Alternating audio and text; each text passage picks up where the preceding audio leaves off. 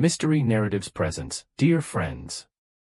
Now you will hear an intriguing detective story by Agatha Christie, The Apples of the Hesperides. Thank you for choosing this video. Don't forget to subscribe and hit the like button. Enjoy listening. The Apples of the Hesperides is part of Agatha Christie's The Labors of Hercules collection, with each story drawing inspiration from one of the classical labors of Hercules. In this story, Christie parallels the myth of the Apples of the Hesperides, where Hercules is tasked with retrieving the golden apples guarded by a fearsome dragon. Poirot's quest to recover the stolen goblet mirrors this labor, as he navigates through complex obstacles and dangerous characters to retrieve a long-lost treasure. The story reflects Christie's talent for blending classical mythology with modern detective fiction, adding depth and symbolism to the narrative. Hercule Poirot looked thoughtfully into the face of the man behind the big mahogany desk. He noted the generous brow, the mean mouth, the rapacious line of the jaw, and the piercing, visionary eyes. He understood from looking at the man why Emery Power had become the great financial force that he was. And his eyes, falling to the long, delicate hands, exquisitely shaped, that lay on the desk, he understood, too, why Emery Power had attained renown as a great collector. He was known on both sides of the Atlantic as a connoisseur of works of art. His passion for the artistic went hand in hand with an equal passion for the historic. It was not enough for him that a thing should be beautiful, he demanded also that it should have a tradition behind it. Emery Power was speaking. His voice was quiet, a small, distinct voice that was more effective than any mere volume of sound could have been. You do not, I know, take many cases nowadays. But I think you will take this one. Is it, then, an affair of great moment? Emery Power said, It is of moment to me. Poirot remained in an inquiring attitude, his head slightly on one side. He looked like a meditative robin. The other went on, It concerns the recovery of a work of art. To be exact, a gold-chased goblet, dating from the Renaissance. It is said to be the goblet used by Pope Alexander VI, Rodrigo Borgia. He sometimes presented it to a favored guest to drink from. That guest, M. Poirot, usually died. A pretty history, Poirot murmured. Its career has always been associated with violence. It has been stolen more than once. Murder has been done to gain possession of it. A trail of bloodshed has followed it through the ages. On account of its intrinsic value or for other reasons. Its intrinsic value is certainly considerable. The workmanship is exquisite, it is said to have been made by Benvenuto Cellini. The design represents a tree around which a jeweled serpent is coiled, and the apples on the tree are formed of very beautiful emeralds. Poirot murmured with an apparent quickening of interest, Apples. The emeralds are particularly fine, so are the rubies in the serpent, but of course, the real value of the cup is its historical associations. It was put up for sale by the Marchese di San Veretrino in 1929. Collectors bid against each other and I secured it finally for a sum equaling, at the then rate of exchange, £30,000. Poirot raised his eyebrows. He murmured, Indeed a princely sum. The Marchese di San Veretrino was fortunate. Emery Power said, When I really want a thing, I am willing to pay for it, M. Poirot. Hercule Poirot said softly, You have no doubt heard the Spanish proverb, Take what you want, and pay for it, says God. For a moment the financier frowned, a swift light of anger showed in his eyes. He said coldly, You are by way of being a philosopher, M. Poirot. I have arrived at the age of reflection, monsieur. Doubtless. But it is not reflection that will restore my goblet to me. You think not? I fancy action will be necessary. Hercule Poirot nodded placidly. A lot of people make the same mistake. But I demand your pardon, Mr. Power, we have digressed from the matter in hand. You were saying that you had bought the cup from the Marchese di San Veretrino. Exactly. What I have now to tell you is that it was stolen before it actually came into my possession. How did that happen? The Marchese's palace was broken into on the night of the sale, and 8 or 10 pieces of considerable value were stolen, including the goblet. What was done in the matter? Power shrugged his shoulders. The police, of course, took the matter in hand. The robbery was recognized to be the work of a well-known international gang of thieves. 2 of their number, a Frenchman called Doublet and an Italian called Ricovetti, were caught and tried. Some of the stolen goods were found in their possession. But not the Borgia goblet. There were, as far as the police could ascertain, 3 men actually engaged in the robbery, the 2 I have just mentioned and a third, an Irishman named Patrick Casey. This last was an expert cat burglar. It was he who is said to have actually stolen the things. Doublet was the brains of the group and planned their coups. Ricovetti drove the car and waited below for the goods to be lowered down to him. And the stolen goods? Were they split up into 3 parts? Possibly. On the other hand, the articles that were recovered were those of least value. It seems possible that the more noteworthy and spectacular pieces had been hastily smuggled out of the country. What about the third man, Casey? Was he never brought to justice? Not in the sense you mean. He was not a very young man. His muscles were stiffer than before. 2 weeks later, he fell from the 5th floor of a building and was killed instantly. Where was this? In Paris. He was attempting to rob the house of the millionaire banker, Duvauglier. And the goblet has never been seen since. Exactly. It has never been offered for sale. I am quite sure it has not. I may say that not only the police, but also private inquiry agents, have been on the lookout for it. What about the money you had paid over? The Marchese, a very punctilious person, offered to refund it to me as the cup had been stolen from his house. But you did not accept? No. Why was that? Shall we say because I preferred to keep the matter in my own hands? You mean that if you had accepted the Marchese's offer, the goblet, if recovered, would be his property, whereas now it is legally yours? Exactly. Poirot asked, what was there behind that attitude of yours? Emery Power said with a smile, you appreciate that point, I see. Well, M. Poirot, it is quite simple. I thought I knew who was actually in possession of the goblet. Very interesting. And who was it? Sir Reuben Rosenthal. He was not only a fellow collector but he was at the time a personal enemy. We had been rivals in several business deals, and on the whole, I had come out the better. Our animosity culminated in this rivalry over the Borgia goblet. Each of us was determined to possess it. It was more or less a point of honor.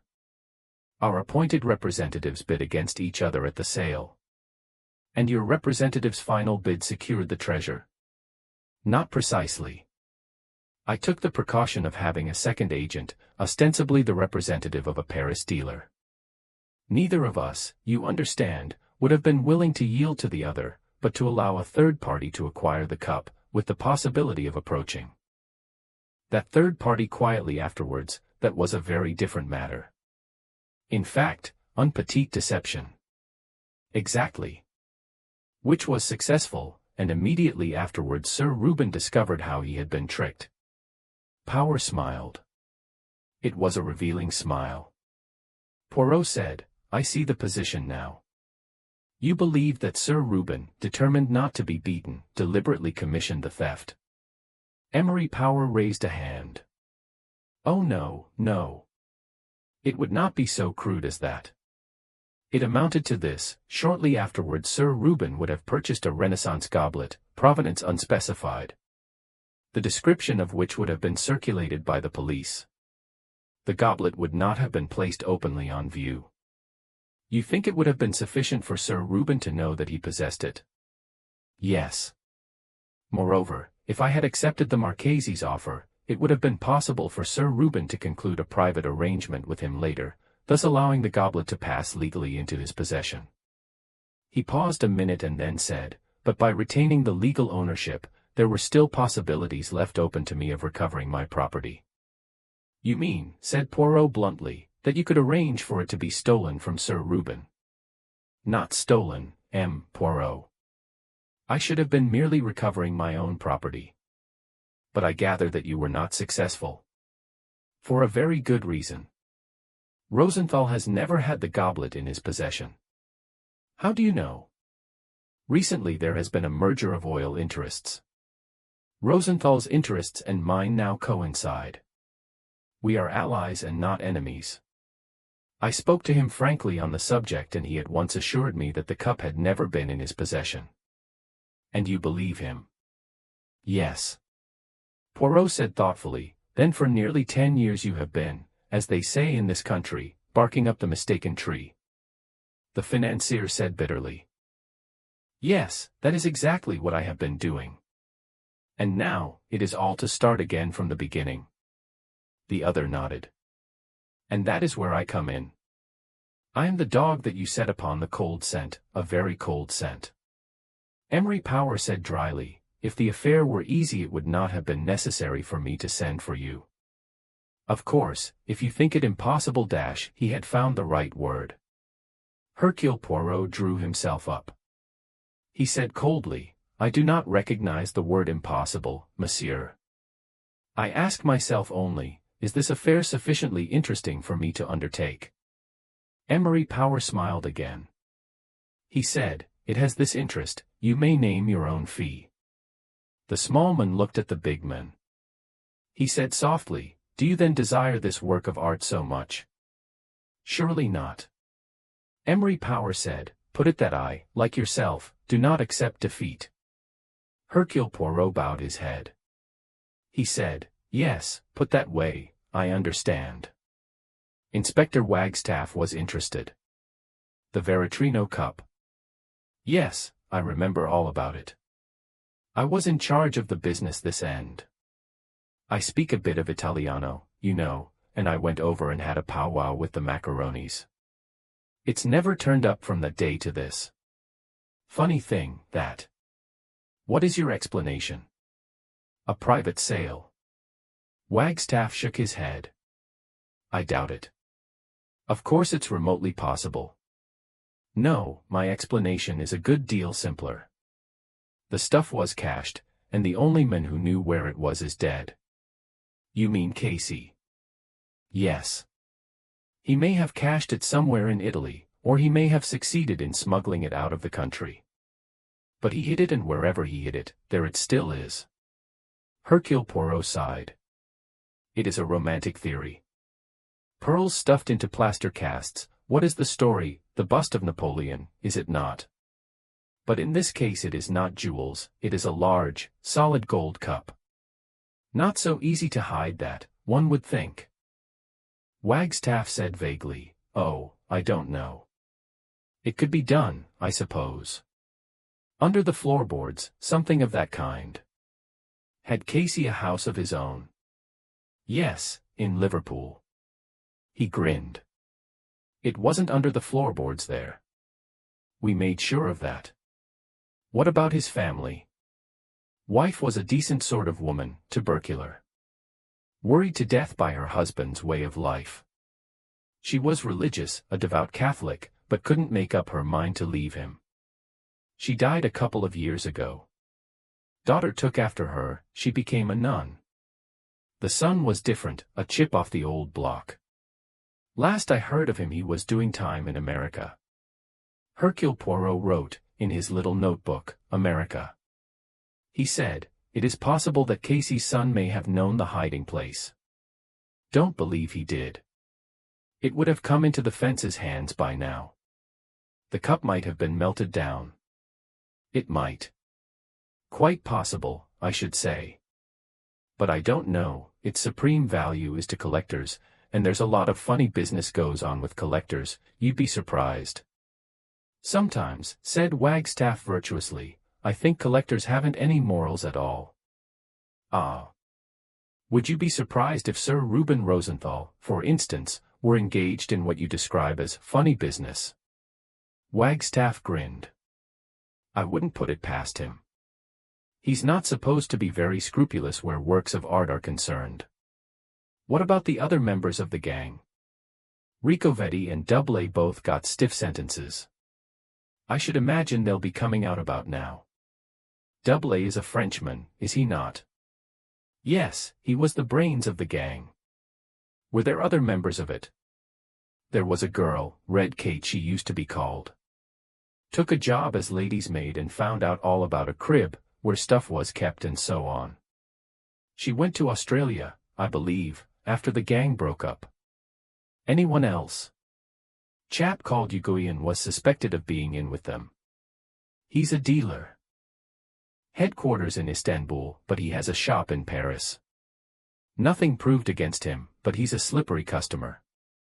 Poirot sighed. He looked at his little notebook. In it was written, America, Australia, Italy, France, Turkey. He murmured, I'll put a girdle round the earth — pardon, said Inspector Wagstaff. I was observing, said Hercule Poirot, that a world tour seems indicated. It was the habit of Hercule Poirot to discuss his cases with his capable valet, George. That is to say, Hercule Poirot would let drop certain observations to which George would reply with the worldly wisdom which he had acquired in the course of his career as a gentleman's gentleman. If you were faced, George, said Poirot, with the necessity of conducting investigations in 5 different parts of the globe, how would you set about it? Well, sir, air travel is very quick, though some say it upsets the stomach. I couldn't say myself. One asks oneself, said Hercule Poirot, what would Hercules have done? You mean the bicycle chap, sir? Or, pursued Hercule Poirot, one simply asks, what did he do? And the answer, George, is that he traveled energetically.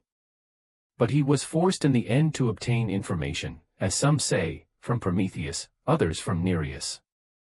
Indeed, sir, said George.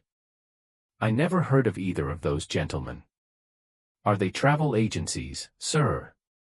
Hercule Poirot, enjoying the sound of his own voice, went on, my client, Emery Power, understands only one thing, action. But it is useless to dispense energy by unnecessary action.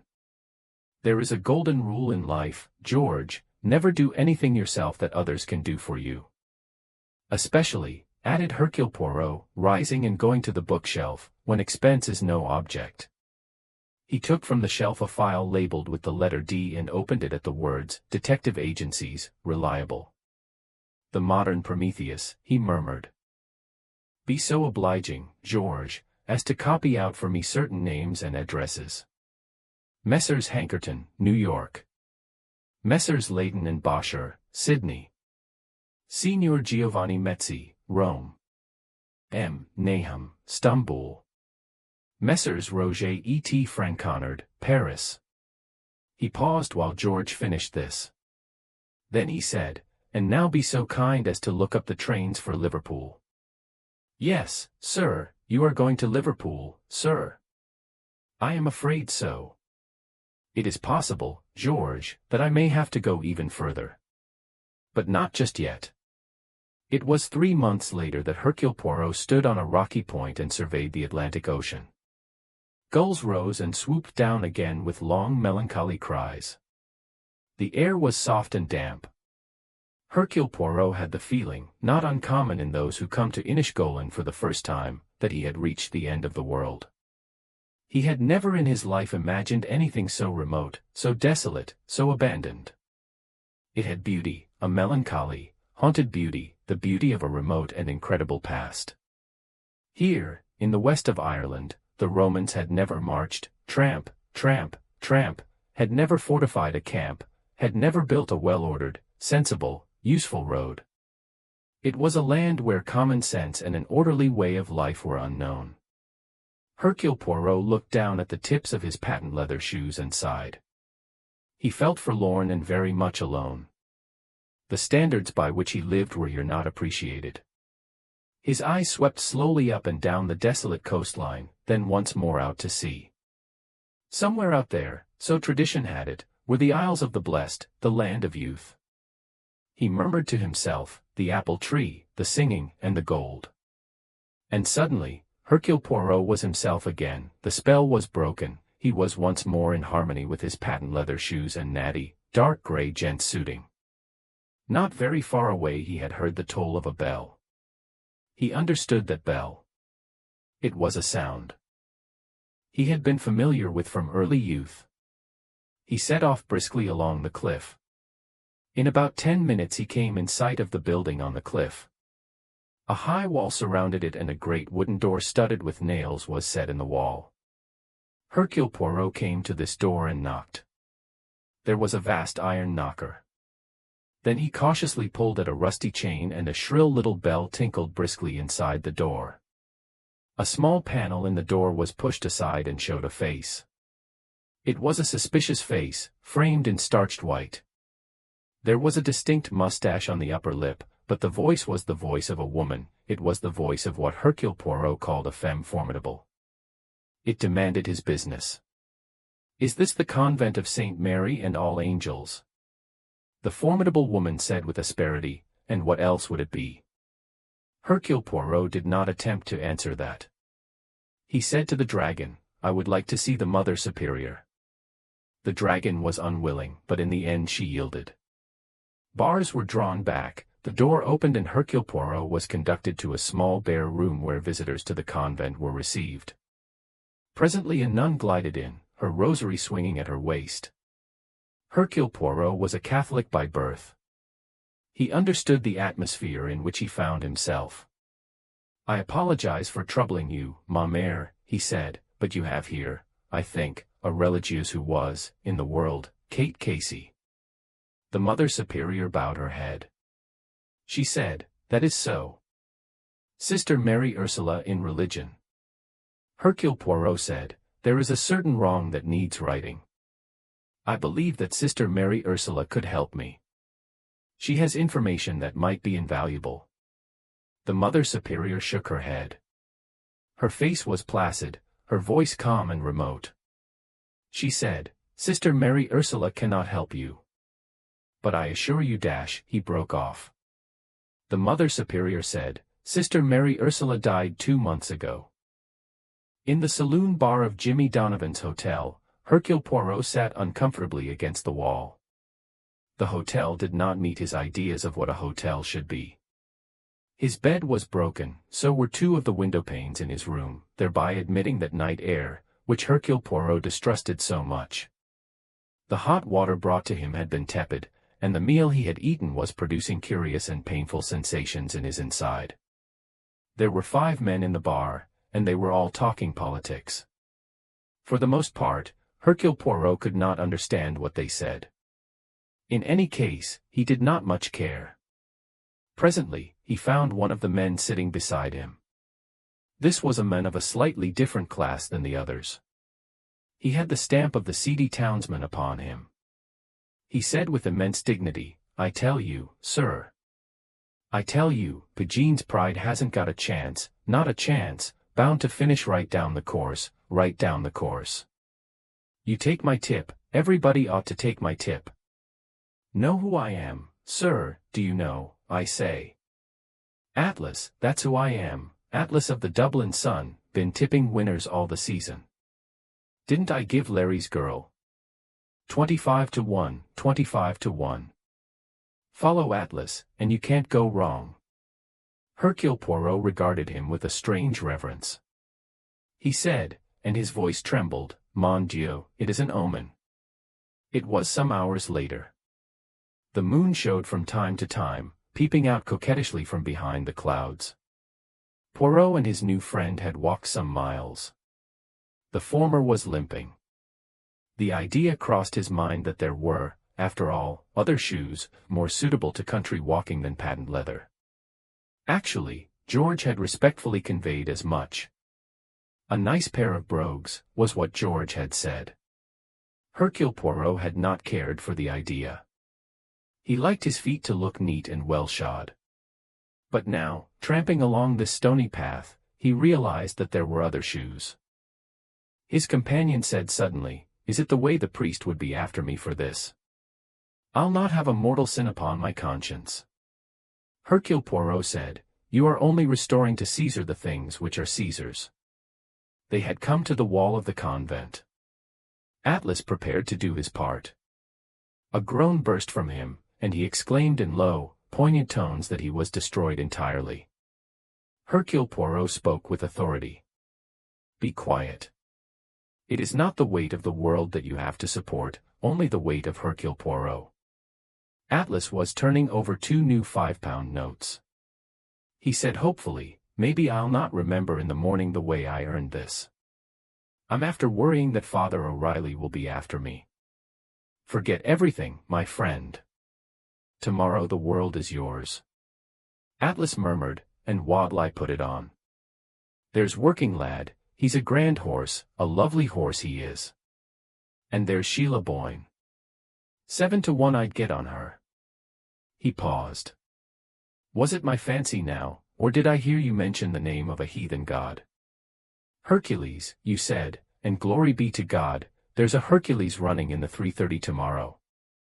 "My friend," said Hercule Poirot, "put your money on that horse. I tell you this, Hercules cannot fail." And it is certainly true that on the following day Mr. Roslin's Hercules very unexpectedly won the Boyne Stakes, starting price 60 to 1. Deftly Hercule Poirot unwrapped the neatly done-up parcel. First the brown paper, then the wadding, lastly the tissue paper. On the desk in front of Emery Power, he placed a gleaming golden cup. Chased on it was a tree bearing apples of green emeralds. The financier drew a deep breath. He said, "I congratulate you, M. Poirot." Hercule Poirot bowed. Emery Power stretched out a hand. He touched the rim of the goblet, drawing his finger round it. He said in a deep voice, "Mine." Hercule Poirot agreed. "Yours." The other gave a sigh. He leaned back in his chair. He said in a businesslike voice, "Where did you find it?" Hercule Poirot said, "I found it on an altar." Emery Power stared. Poirot went on, "Casey's daughter was a nun. She was about to take her final vows at the time of her father's death. She was an ignorant but devout girl.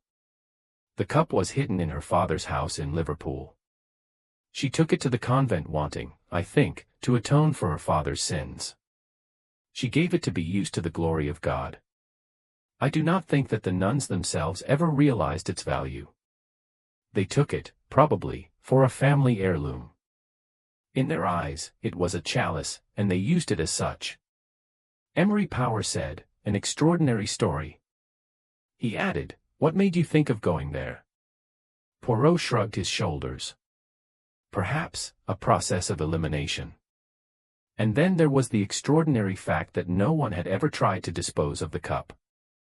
That looked, you see, as though it were in a place where ordinary material values did not apply. I remembered that Patrick Casey's daughter was a nun." Power said heartily, "Well, as I said before, I congratulate you. Let me know your fee, and I'll write you a check." Hercule Poirot said, "There is no fee." The other stared at him. "What do you mean? Did you ever read fairy stories when you were a child? The king in them would say, 'Ask of me what you will.' So you are asking something." "Yes, but not money. Merely a simple request." "Well, what is it?" "Do you want a tip for the markets?" "That would be only money in another form. My request is much simpler than that."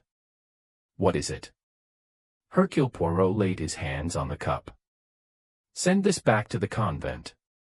There was a pause. Then Emery Power said, "Are you quite mad?" Hercule Poirot shook his head. "No, I am not mad. See, I will show you something." He picked up the goblet. With his fingernail, he pressed hard into the open jaws of the snake that was coiled around the tree. Inside the cup, a tiny portion of the gold-chased interior slid aside, leaving an aperture into the hollow handle. Poirot said, "You see. This was the drinking cup of the Borgia Pope. Through this little hole, the poison passed into the drink. You have said yourself that the history of this cup is evil. Violence and blood and evil passions have accompanied its possession. Evil will perhaps come to you in turn. Superstition. Possibly. But why were you so anxious to possess this thing? Not for its beauty. Not for its value. You have 100, 1,000 perhaps, beautiful and rare things. You wanted it to sustain your pride. You were determined not to be beaten. Eh bien, you are not beaten. You win. The goblet is in your possession. But now, why not make a supreme gesture? Send it back to where it has dwelt in peace for nearly 10 years. Let the evil of it be purified there. It belonged to the church once, let it return to the church. Let it stand once more on the altar, purified and absolved, as we hope that the souls of men shall be also purified and absolved from their sins. He leaned forward. Let me describe for you the place where I found it, the Garden of Peace, looking out over the western sea towards a forgotten paradise of youth and eternal beauty. He spoke on, describing in simple words the remote charm of Inishgolan. Emery Power sat back, one hand over his eyes. He said at last, I was born on the west coast of Ireland. I left there as a boy to go to America. Poirot said gently, I heard that. The financier sat up. His eyes were shrewd again. He said, and there was a faint smile on his lips, you are a strange man, M. Poirot. You shall have your way. Take the goblet to the convent as a gift in my name. A pretty costly gift. 30,000 pounds, and what shall I get in exchange? Poirot said gravely, the nuns will say masses for your soul. The rich man's smile widened, a rapacious, hungry smile. He said, so, after all, it may be an investment. Perhaps, the best one I ever made. In the little parlor of the convent, Hercule Poirot told his story and restored the chalice to the Mother Superior. She murmured, tell him we thank him and we will pray for him. Hercule Poirot said gently, he needs your prayers. Is he then an unhappy man? Poirot said, so unhappy that he has forgotten what happiness means. So unhappy that he does not know he is unhappy. The nun said softly, ah, a rich man. Hercule Poirot said nothing, for he knew there was nothing to say.